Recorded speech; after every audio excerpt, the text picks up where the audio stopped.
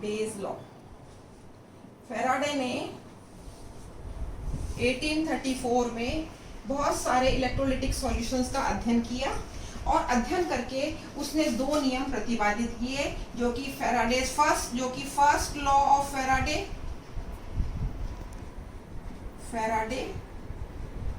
And second law of Faraday कहलाते हैं। First law of Faraday and second law of Faraday कहलाते हैं। First law कहता है, according to first law, Faraday का फर्स्ट लॉ कहता है कि कैथोड या एनोड पर निक्षेपित, अवक्षेपित, डिस्पोज पदार्थ की मात्रा प्रवाहित की गई विद्युत धारा की मात्रा के समानुपाती या होती है, या the amount of mass deposited at any electrode is directly proportional to the quantity of electricity passed through the solution. This Q is equal to I into T. I is current in amperes and T is time in seconds, and ampere into second it forms coulomb. Q is equal to IT. IT is measured in amperes, T is second, and coulomb is a unit of current. Coulomb is equal to ampere into second. तो Faraday का प्रथम नियम कहता है कि किसी भी विद्युत अपघट्य में किसी भी इलेक्ट्रोड पर निक्षेपित होने वाले पदार्थ की मात्रा प्रवाहित की गई विद्युत धारा की मात्रा के समानुपाती होती है, या हम लिख सकते हैं M is directly proportional to I into T. Equation number 2। Second law of Faraday कहता है, इसको ध्यान से सुनिएगा, जब एक से अधिक विद्युत धारा की मात्रा जब समान विद्युत धारा की मात्रा एक से अधिक विद्युत अपघट्यों में से गुजारी जाती है तो निक्षेपित होने वाले पदार्थ की मात्रा, प्रत्येक इलेक्ट्रोड पर निक्षेपित होने वाले पदार्थ की मात्रा उसके तुल्यांकी भार के समानुपाती होती है। According to second law of Faraday's, the amount of substance deposited at each electrode is directly proportional to the equivalent weight of the electrolyte. Now, from 1 and 3 we can write M is directly proportional to Q into E. This is equation number 4. Now we can write M is equal to I, placing Q, value of Q from equation Q is equal to IT into E upon proportionality constant is F. This proportionality constant here is equal to 1 upon F. Yeah, this F is known as Faraday, and this is equal to 96500 coulombs. When in case of electrolyte, if the electricity is IT is equal to 1 Faraday, it means एक Faraday विद्युत धारा अगर एक से अधिक विद्युत अपघट्यों के बीच में से प्रवाहित की जाए तो IT का मान F के बराबर हो जाएगा। तो इक्वेशन 5 में IT को F के बराबर रखने पर M हो जाएगा बराबर E के। M हो जाएगा बराबर E के। इसका मतलब अगर समान विद्युत धारा की मात्रा और वो भी एक फैराडे, एक से अधिक विद्युत अपघट्यों में से प्रवाहित की जाए तो प्रत्येक इलेक्ट्रोड पर निक्षेपित होने वाले पदार्थ की मात्रा उसके तुल्यांकी भार के बराबर होगी। इसे हम अभी डिटेल में और आगे समझेंगे। दूसरा सिचुएशन है जब I इंटू टी बराबर हो 1 कूलम्ब।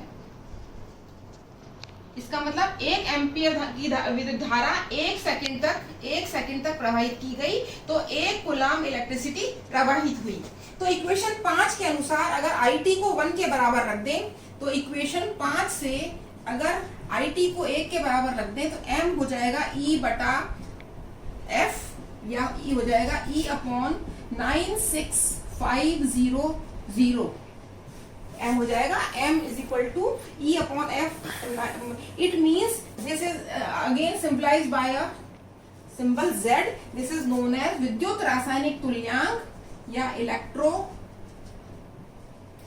Chemical equivalent. अब दो इंपॉर्टेंट इन नियम से बातें जो इस नियम से आती है, जो कि बहुत इंपॉर्टेंट बेसिक हैं, वो ये है। फर्स्ट तो ये कहती है कि अगर 96500 कूलम्ब इलेक्ट्रिसिटी आप प्रोवाइड करते हो किसी विद्युत अवघट्टे के विलयन में से या 1 फैराडे, तो उसका तुल्यांकी भार निक्षेपित होगा अर्थात ई ग्राम। तुल्यांकी भार ग्राम में। और यदि अगर आप 1 कूलम्ब 96500 की जगह 1 कूलम्ब विद्युत धारा प्रवाहित करते हो, तो तुल्यांकी भार का इसका 96500वां भाग अर्थात एक Z विद्युत रासायनिक तुल्यांक ग्राम्स में निक्षेपित होगा। इसको हम इस तरह से समझ सकते हैं, मान लीजिए कि सिल्वर क्लोराइड हमने लिया, सिल्वर क्लोराइड, इसका तुल्यांकी भार 107.87 के लगभग है। सिल्वर क्लोराइड हमने लिया, विद्युत अपघटन किया, और हमने अगर 96500 कूलम्ब विद्युत धारा प्रवाहित की, तो सिल्वर का तुल्यांकी भार निक्षेपित होगा। और यदि हमने 1 कूलम्ब विद्युत धारा प्रवाहित की, तो सिल्वर का तुल्यांकी भार जो है उसका 96500वां हिस्सा निक्षेपित होगा। यहाँ पर तुल्यांकी भार निक्षेपित होगा और यहाँ पर विद्युत रासायनिक तुल्यांक निक्षेपित होगा, ये समझने की बात है। सिल्वर का तुल्यांकी भार है 108, तो 108 ग्राम यहाँ पर निक्षेपित होंगे, और 1 कूलम्ब प्रवाहित करने पर 108 का 96500वां भाग निक्षेपित होगा। ये बेसिक्स में आता है, ये आपको पूरे इलेक्ट्रोकेमिस्ट्री जब हम पढ़ेंगे, कंडक्टेंस पढ़ेंगे, तो उसमें सब में ये चीज आपके काम में आएगी।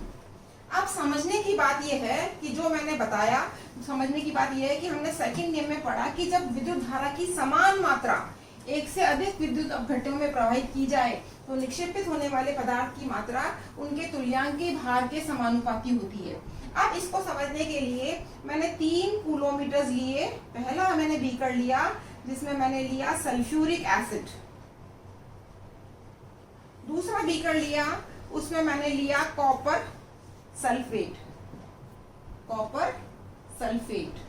और तीसरा बीकर मैंने लिया उसमें मैंने लिया सिल्वर नाइट्रेट। जब हमने इनको इलेक्ट्रोड से जोड़ा, सीरीज में जोड़ा, मैंने सीरीज में जोड़ा, तब हाइड्रेट और इसमें 1 फैराडे विद्युत धारा प्रवाहित की, तो सल्फ्यूरिक एसिड का 1.00008 ग्राम निक्षेपित हुआ। कॉपर सल्फेट का 63.54 मॉलिक्यूलर वेट है अपॉन 2, 31.77 ग्राम निक्षेपित हुआ, और सिल्वर का 108 ग्राम निक्षेपित हुआ।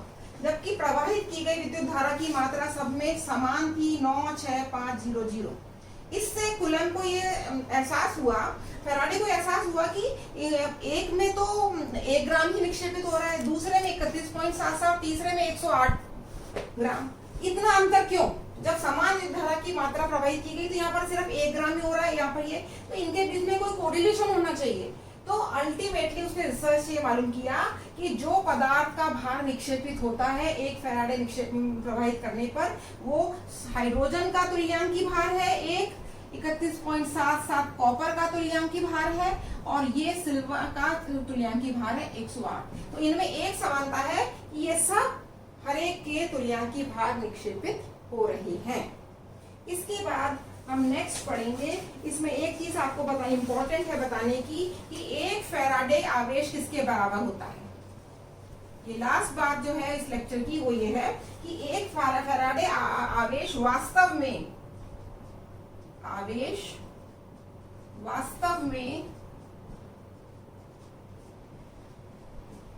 1 मोल इलेक्ट्रॉन्स पर आवेश के बराबर होता है।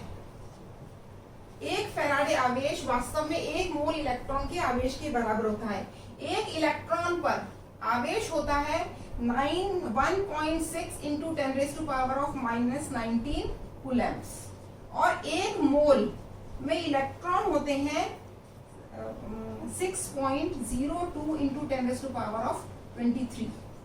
तो 1 मोल 1.6 इंटू 10⁻⁻19 को जब 6.02 इंटू 10⁻23 से गुणा किया जाता है तो 96500 आता है।